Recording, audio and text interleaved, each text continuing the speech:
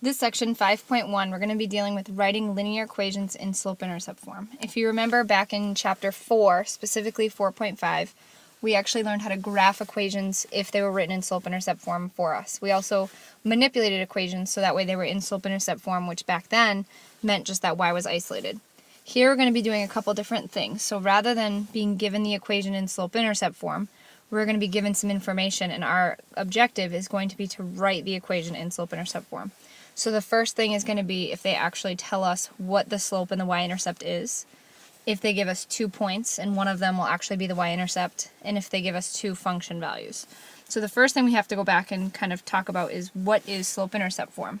So if you remember back from chapter 4, slope-intercept form was written in the form y equals mx plus b, where m, which was the coefficient of x, is the slope, so it's whatever's multiplying x, and b, which is either being added or subtracted, is your y-intercept. So the first situation is actually really easy. They're actually going to tell us the slope, which we know is m, and the y-intercept, which we know is b, and we're literally just going to substitute those things in for m and b. So for example, the first equation, instead of writing y equals mx plus b, I could write y equals negative 2x plus 5.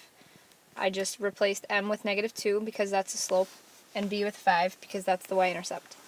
On the next example, the slope's 8, so that can take the place of m. The y-intercept is negative 7, so that could take the place of b. So I could write it either as y equals 8x minus 7, or if I wanted to, I could change it to plus negative 7. Either of those is fine with me. Pause the video. You're going to try the next 4 examples that I haven't done yet. Be sure that your answer is in simplest form. That'll matter when you get to this example right here. And this is this example right here. Pause the video, press play when you're ready to check your answers. So for the first example, you're just replacing m with 4, b with negative 3, so you could get an answer of y equals 4x minus 3. Keep in mind that could also be y equals 4x plus negative 3 if you wanted. Over here, y equals 3/4 x minus 3. Again, it could also be plus negative. For the next example, it did matter that you want to make sure your answer is in simplest form, so the first thing you do is you replace m with 0, but then 0 times x is just 0, and 0 plus 5 would just be 5. So the actual final answer is just y equals 5. And if you have y equals 0x plus 5, the red version, technically you did it right, but you just didn't simplify. It would be like leaving a fraction unsimplified. Same thing on this one. If you replace m with negative 1 and b with 0, you end up with y equals negative 1x plus 0, but anything plus 0 is itself, so you could just have y equals negative 1x. One other way this one could have been expressed is just y equals negative x instead of negative 1, because negative 1 and negative x are the same thing. So that would be fine too.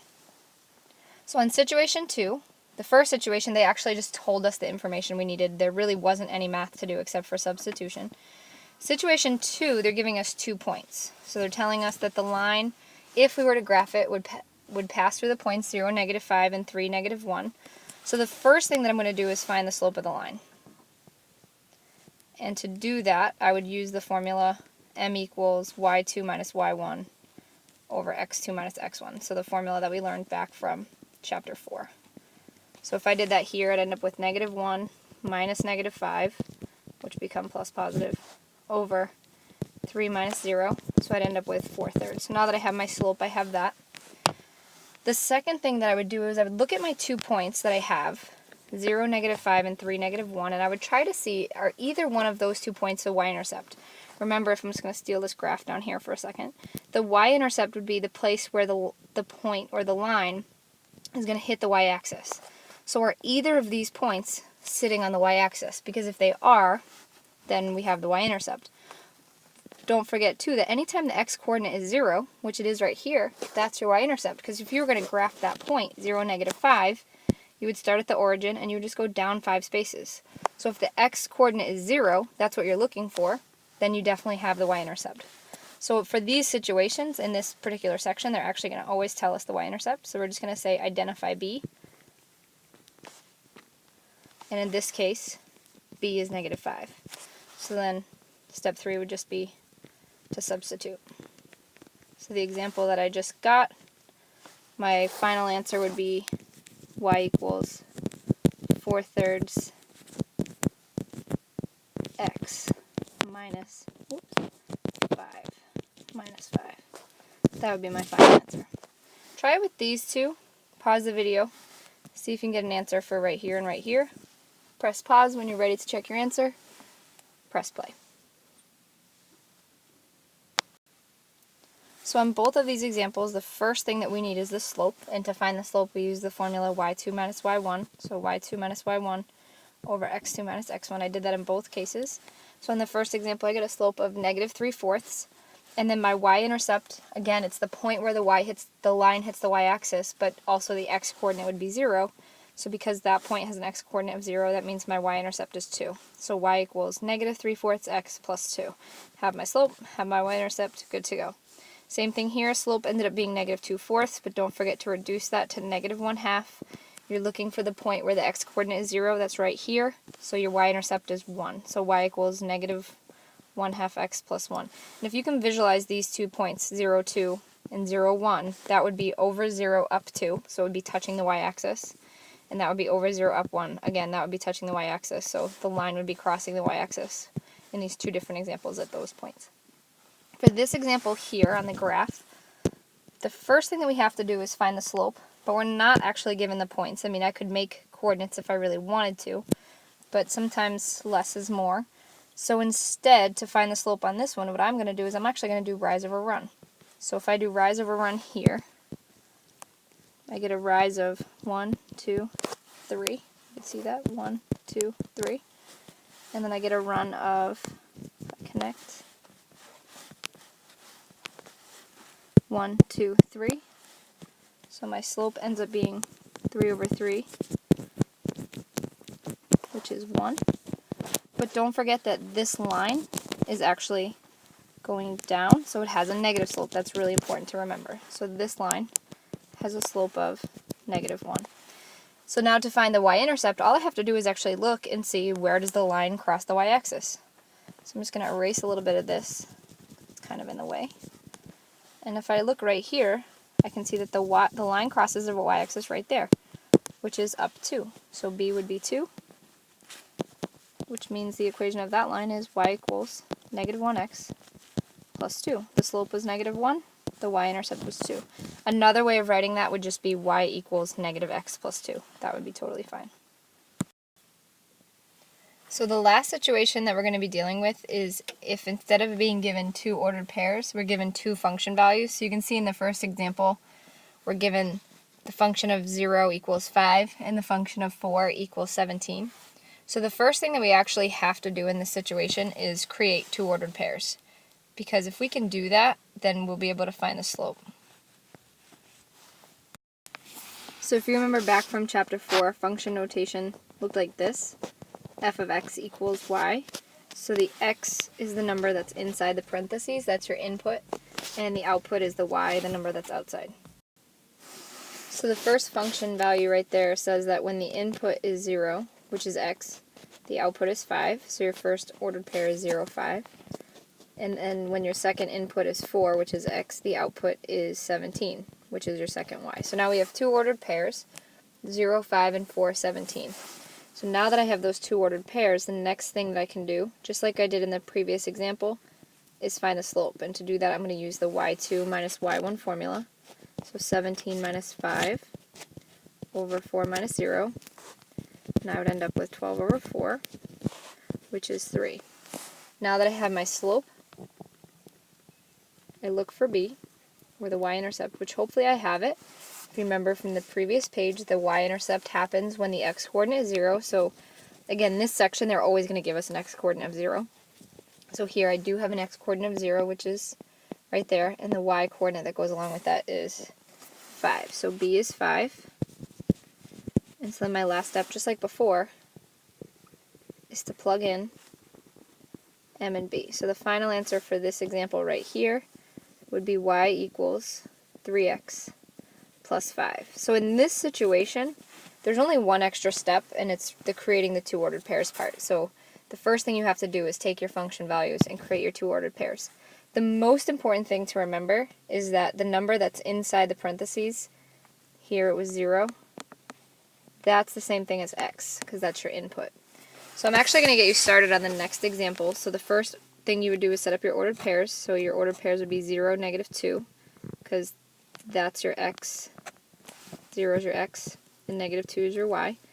And then I'd set up my second ordered pair, which would be 8, 4, because 8's inside the parentheses, so that's your input or your x. 4 is y, and if you match up again, thing inside the parentheses is x, thing outside or what it's equal to is y. So then you're going to follow steps 2, 3, and 4 and finish that problem off.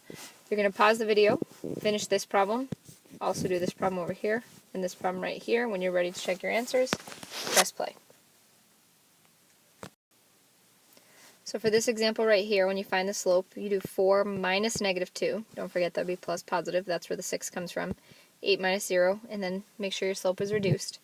The y-intercept is -2 because that's the y-coordinate when x is 0. So y equals 3/4 x minus 2. That could also be plus -2. Over here, your two ordered pairs would be -3, 6, and 0, 5. So you do 5 minus 6 to get -1. 0 minus -3 would become plus 3. So your slope is -1/3. And then the y-intercept here, just be careful, it doesn't always come first, it always goes with the x being 0. And here, the 5 is the number that's paired with the x being 0. A lot of people just, the habit that's happened so far is that the 0 with the x has always come first, but you're just looking for the point where x is 0. So the y-intercept is 5. And then on this one, your two ordered pairs are 0, 7, and 3, 1. 1 minus 7 is -6. 3 minus 0 is 3, so your slope is -2. And the y-intercept is 7 because that's the number that's paired with 0. So we're just going to scroll down to the word problems. You can have a real-world connection with slope and y-intercept. Slope is essentially a constant rate of change, which is typically like a cost per hour. If you were babysitting, something you get paid per hour. Something that like every hour, every day, it's often cost, but it doesn't have to be. It's a constant rate of change. And then B is your initial value. So like that might be an installation fee or a fee just to use, like you're going to see down here, a fee to use a studio. So this example says that a recording studio charges musicians an initial fee. So we just talked about B is your initial fee of $50 to record an album. So they're going to charge you $50 whether you record anything or not. And then after that, you have to pay an additional $35 per hour. So the first thing we'd actually want to do is identify our variables, x and y. Remember that y depends on x, and in this case, the thing that is independent is going to be the number of hours. And the thing that depends on that is going to be the total cost. So x is the number of hours, y is the total cost, because the total cost depends on the number of hours, and y depends on x. So that means our total cost, y, will equal 50, the initial fee, plus 35x. Because however many hours you are going to go for, you're going to multiply that by 35 and then add the initial fee of 50. So to find the total cost that it would take to make an album that it takes 10 hours to record, we're finding y, basically when x equals 10. So you replace x with 10. 35 times 10 is 350. 350 plus 50 would be $400. Pause the video, give the one below a try. Make sure you identify an x and a y variable before you write your function, and then find the cost to find 2 hours of dance instruction. Pause the video. When you're ready to check your answer, press play. So in this problem, again, you can see that x stands for the number of hours and y is the total cost. Again, total cost depends on the number of hours that you're going to use the dance facility.